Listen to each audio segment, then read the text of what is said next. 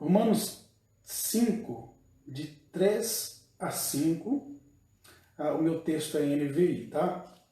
Diz assim: não só isso, mas também nos gloriamos nas tribulações, porque sabemos que a tribulação produz perseverança. A perseverança, um caráter aprovado, e o caráter aprovado, esperança. E a esperança não nos decepciona, porque Deus derramou seu amor em nossos corações por meio do Espírito Santo que Ele nos concedeu. Amém. Vamos orar pedindo a Deus que ilumine o nosso entendimento para a palavra. Pai querido, mais uma vez nós agradecemos a Ti, Senhor, o grande privilégio de poder falar a pessoas aqui através dessa ferramenta que o Senhor preparou para esse tempo, para que usássemos. Deus querido, pela iluminação do Teu Espírito Santo, nos ajuda a entender, a compreender e a absorver o melhor desse texto para a nossa vida. Eu acredito, Senhor, que toda a verdade contida no texto bíblico, na Tua palavra, ela é eficaz para produzir em nós bons frutos, frutos que se espalham, ó Deus, onde estamos, mas não só nessa vida, mas eles também têm um alcance na eternidade.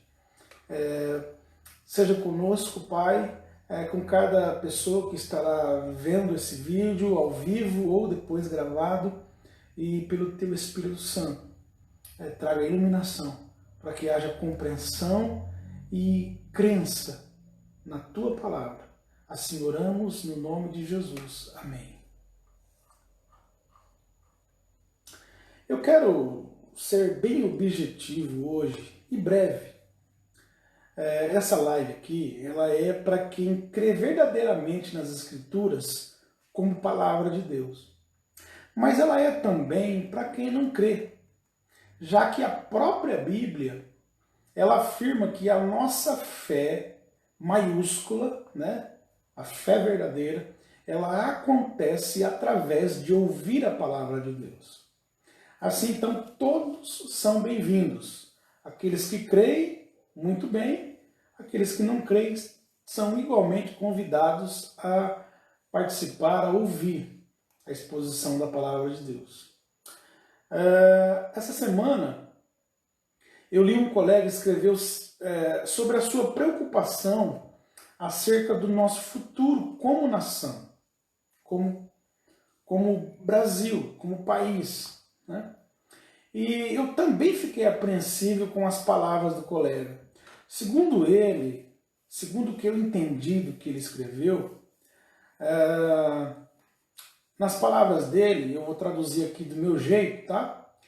Nós estamos tão pressionados por essa situação de disputa entre os poderes no Brasil, essa disputa para ver quem é o macho alfa, né? Ou é o executivo, ou é o legislativo, ou é o poder judiciário. Nas palavras do colega, nós estamos trucidados psicologicamente.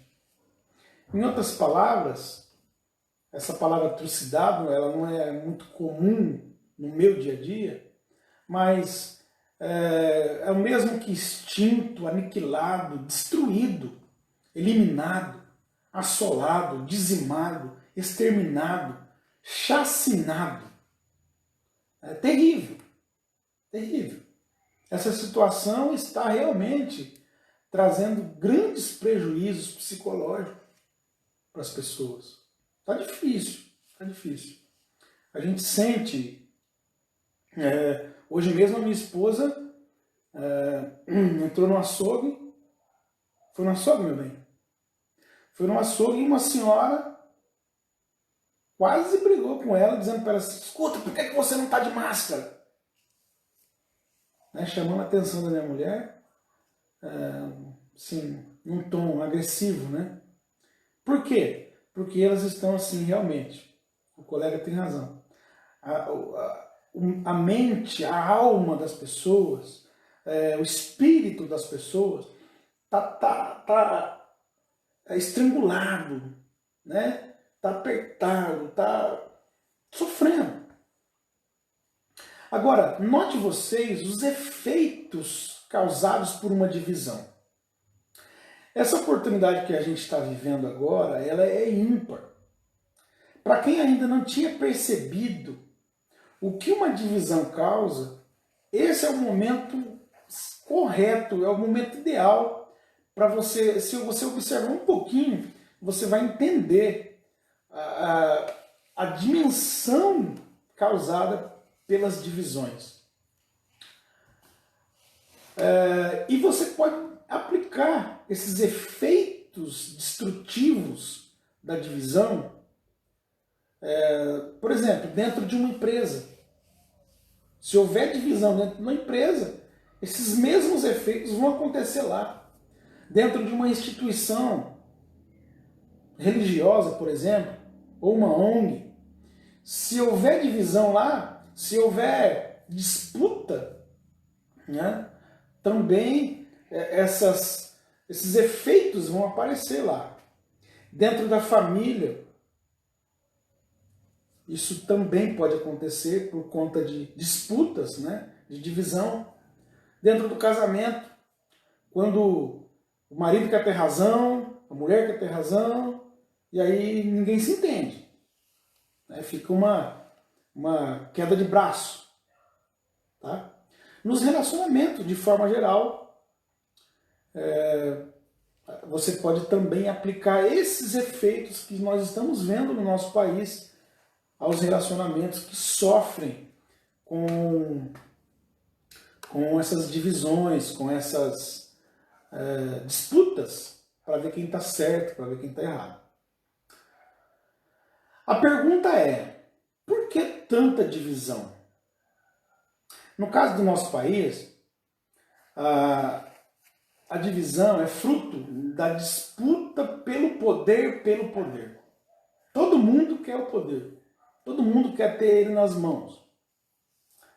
Mas na nossa rotina de vida, essa disputa, essa divisão, essa separação, segmentação, apartação, desmembramento, desagregação, cisão, bifurcação, pessoas, né, que deveriam andar juntas no mesmo caminho, né, com o mesmo propósito, estão tomando caminhos diferentes, né, uma bifurcação, enfim, essa divisão, essa quebra que está acontecendo na rotina do nosso país, ela se dá também por um motivo corriqueiro. Isso falando da nossa vida, do nosso dia a dia, não do governo e dos poderes.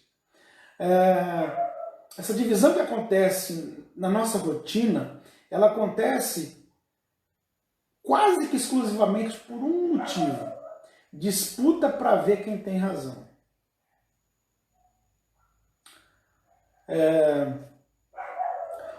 Eu até brinquei hoje na mesa do almoço aqui em casa, com a minha esposa, dizendo o seguinte para ela, eu disse o seguinte, que ela sempre fica num dilema entre os nossos filhos e eu. A gente sempre coloca ela no dilema para o que fazer no almoço, no jantar, etc. e tal. Aí eu disse também para ela ficar tranquila, que eu sei que ela acolhe mais a sugestão dos filhos. Mas para mim está tudo bem, não tem problema nenhum, porque isso para mim não é nem perder, mas vamos dizer que eu sei perder, vai. Mas para mim nem é perder, porque no final todo mundo ganha, né? Ela faz pratos deliciosos e todo mundo ganha. É uma delícia, é uma benção. Né? Então todo mundo sai ganhando. Mas essa crise que nós estamos enfrentando, ela está abalando, ou como eu já disse aqui, ela está até estrangulando a fé de muitas pessoas. Por quê? Porque não dá para ir na igreja. Não dá para abraçar pessoas, né? Ou seja, Nós temos nesse momento, aliás, nós não temos agora, nesse momento, nenhum estímulo externo. Porque quando a gente está na igreja, né? Então, tem o abraço, tem o louvor, tem tanta coisa que, de certa forma, vem do lado de fora e acaba interferindo em nós, né? Acaba tendo um efeito estimulante sobre as nossas vidas. Eu, Emerson, eu amo conversar, eu amo partilhar, comer, abraçar, né? Eu amo estar com pessoas. Gosto muito. Me faz muito bem. Mas agora não dá. Agora, você, a gente precisa ficar sozinho. E olha, um detalhe, a gente precisa ficar sozinho com a gente mesmo. Cada um consigo mesmo. E é aí que piora a crise. Porque muita gente que se considerava com uma saúde monstruosa, uma saúde emocional, espiritual, a crise mostrou que não é bem assim. Infelizmente.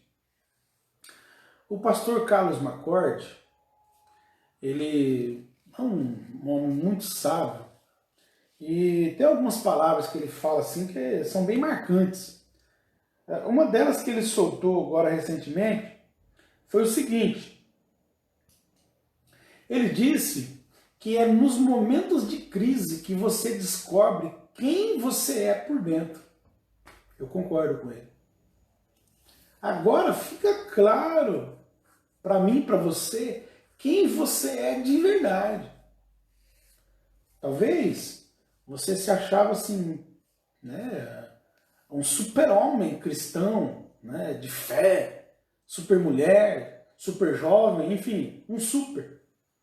Mas com essa situação, acredito que muita gente está falando assim, puxa, não era bem assim, né? Porque está difícil. Eu vejo muita gente gemendo, né? Gemendo literalmente, sofrendo muito. Por quê? Porque é difícil ficar consigo mesmo. Porque quando você fica com você mesmo, o que está dentro de você acaba aflorando. E às vezes, o que tem dentro da gente, que a gente deixa lá bem escondido, não quer nem olhar, porque tem medo, de certa forma, acaba se revelando e aí acaba adoecendo, né? Todo o corpo, toda a estrutura acaba adoecendo. O que eu faço agora para lidar com essa crise, segundo as palavras do meu colega, crise trucidante psicologicamente? O que eu vou falar agora é o seguinte: quem fazia, continue. Quem ainda não, comece hoje. O quê? Crer nas Escrituras. Crer nas Escrituras. Parece simples, mas não é tão simples. Crer nas Escrituras. O texto que nós lemos está afirmando o seguinte: que essa esperança que recebemos como, vamos dizer assim, como um bônus da nossa justificação através de Cristo, essa esperança, olha que palavra linda aqui na NVI. A esperança não nos decepciona. Ela não causa decepção em nós. Qual deve ser então a nossa postura diante dessa avalanche de más notícias, de crise? Quero falar 5 coisas breves. Primeiro lugar, use menos as redes sociais. Se usar, evite esses assuntos. Eu já sei. Então é para a gente ficar alienado, então. Para a gente ser né? Não seja alienado, seja sábio. Jesus deu uma palavra sobre os governos. Você quer ver? João 19, 11 e 10, diz assim, ó, eu não vou ler o texto, mas vou resumir aqui para você. João 19, 11 e 10. Nesses dois versículos, para resumir aqui, Jesus está preso, né? E ele está diante de Pilatos. Aí o Pilatos olha para ele e diz para ele assim, você não sabe o tal de Jesus? Você não sabe que eu tenho autoridade para libertar você ou para crucificar você? Aí Jesus, do jeito que estava, não ficou. Ele não ficou mais nervoso, mais feliz, mais nada. Ele respondeu friamente. Ele diz o seguinte, você não teria autoridade nenhuma se esta não fosse dada de cima, ou seja, dada por Deus. Então, nas palavras de Jesus, toda a autoridade é dada por Deus.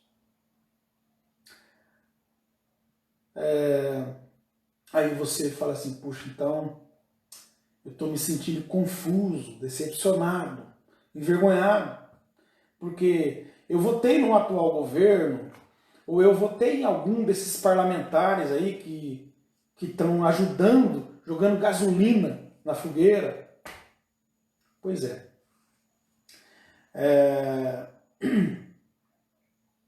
Seja no Congresso, na presidência, na Corte Suprema, ou na sua cidade, onde você mora, Deus colocou essas autoridades lá. Em todos esses lugares, em todos esses níveis, foi Deus que colocou. E Deus tem propósitos nisso daí. Esses propósitos, eles não estão tão claros assim para nós. A gente não consegue entender tudo. Quem disser que entende, irmão, olha, me desculpa, mas está blefando, tá? Mas uma coisa eu posso garantir para você, com certeza, que está dentro, eu estou falando uma, Deus tem propósitos, no plural, mas dentro desses propósitos que Deus tem, através dessa situação que nós estamos vivendo, que o mundo está vivendo, uma é certa.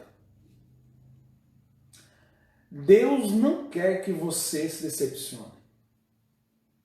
Ele não quer que você perca a esperança. Aí você me diz assim, como não perder a esperança?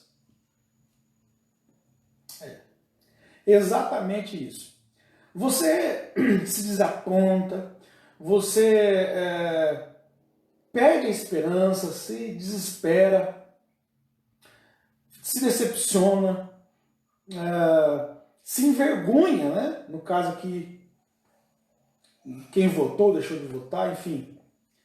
Isso acontece porque você deposita a sua confiança, a sua esperança num lugar incerto, que são nas pessoas, nas instituições, nos partidos políticos, no time de futebol, enfim.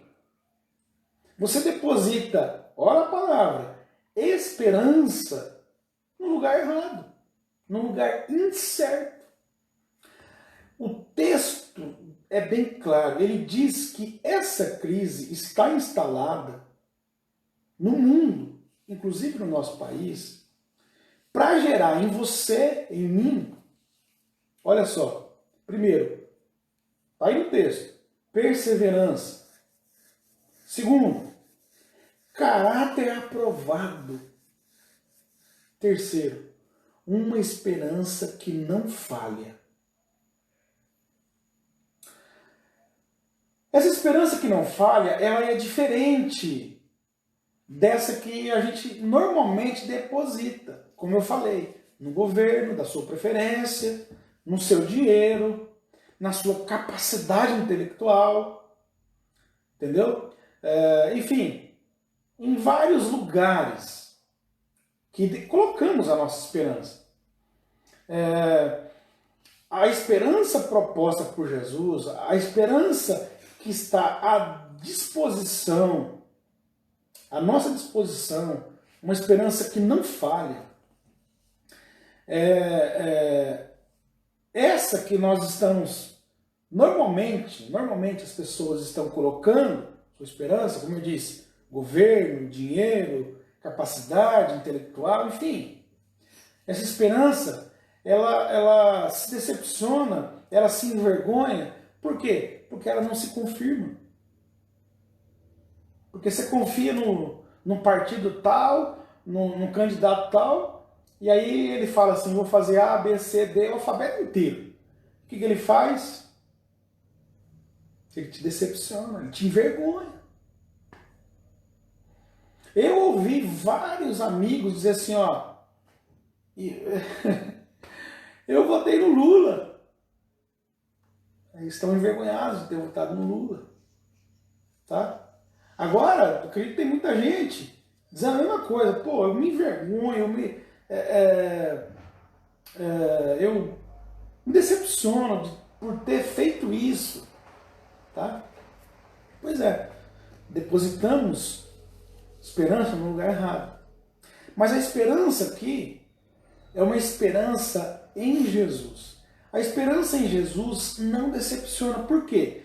Se de um lado a esperança que depositamos em instituições, em pessoas, em partidos, enfim, ela não se confirma, a esperança depositada em Jesus, ela não traz vergonha para nós. Por quê? Porque ela já se cumpriu. Jesus já cumpriu a promessa dele. Ele morreu e ele ressuscitou. Ele foi o único que fez isso. Como eu disse lá no começo, essa live é para quem crê nas Escrituras, né, para continuar crendo, mas quem não crê, para pelo menos fazer um pouco pensar aí o seu coração, a sua mente, a sua alma. Tá? Sobre a afirmação bíblica de que essa esperança não falha, ela continua, né, o Paulo continua reafirmando essa esperança em Jesus. Por exemplo, Romanos, o nosso texto hoje é Romanos 5, mas em Romanos 9:33 e também Romanos 10:11, Paulo afirma o seguinte: mas quem confiar nele jamais será envergonhado. Jamais será envergonhado. Porque essa promessa dele, esperança em Jesus,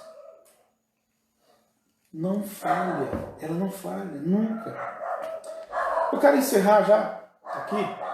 Eu disse que ia ser breve, né? Enfim, não queria me delongar muito. Para encerrar, a última coisa que eu quero dizer é que eu não posso deixar de me submeter ao texto que eu li. O texto que eu li deixa bem claro o seguinte: ser perseverante, ter um caráter aprovado. O que é caráter aprovado? É uma pessoa que mesmo quando não concorda com ela, não tem como acusá-la. E se acusam, cometem injustiça. Porque o caráter dessa pessoa é aprovado. Então, o texto deixa claro que ser perseverante, ter caráter aprovado e, por fim, ter essa esperança maravilhosa que não cai por terra. Tudo isso são só consequências de uma bênção que é muito superior a todas essas que eu falei: perseverança, caráter aprovado, esperança. Existe uma bênção muito maior do que essa, que está no versículo 1 do capítulo 5 que eu li, o livro de Romanos. 5:1 diz que todas essas bênçãos, elas são decorrentes, ou seja, elas acontecem após a bênção que eu disse que é maior. É a bênção da justificação. Ou seja, é a bênção de ser justificado por Jesus. Essa é a bênção maior. E quando você é justificado por Jesus, automaticamente vai acontecer na sua vida algumas coisas. Vai resultar, primeiro, paz com Deus, é o que o texto vai dizer. Depois, na sequência, o que nós lemos aqui no texto nosso de hoje, vai gerar perseverança, A paz com Deus vai gerar perseverança, vai gerar caráter aprovado e, por fim, vai produzir em nós uma esperança que não falha. Portanto, eu convido você a conhecer mais das Escrituras, pois são delas, das Escrituras, a palavra de Deus, que pode vir para você, para mim, para todos nós, esperança para esses dias de crise. Tá certo? Vamos orar? Por isso que nós acabamos de ouvir aqui, de falar, de pensar. Pai querido, mais uma vez eu quero agradecer a Ti, Senhor, por esta Tua palavra. Essa Tua palavra que é verdade pura, porque ela foi inspirada pelo Teu Espírito Santo. Quem disse essas palavras, quem escreveu essa palavra, fez isso, inspirado pelo Teu Espírito Santo. Por isso que elas, quando cridas, elas produzem em nós todos esses benefícios: paz com Deus, perseverança, caráter aprovado e, consequentemente, uma esperança que não morre, não cai por terra, não se decepciona, não fica envergonhado. A minha oração, então, Senhor, é que através da Tua palavra, desta Tua palavra, dessa porção que acabamos de pensar aqui, seja produzido nos corações daqueles que vão ouvir esta mensagem, seja produzido nos corações fé nas Escrituras, para que pelo Teu Espírito Santo da verdade, Deus, essas palavras possam penetrar nos corações e produzir todas essas dádivas maravilhosas: paz, perseverança, caráter aprovado e esperança que não morre. Por tudo isso, Pai, eu já Te agradeço. No nome de Jesus. Amém. Obrigado por estar comigo nessa live. Deus abençoe a sua vida e até a próxima.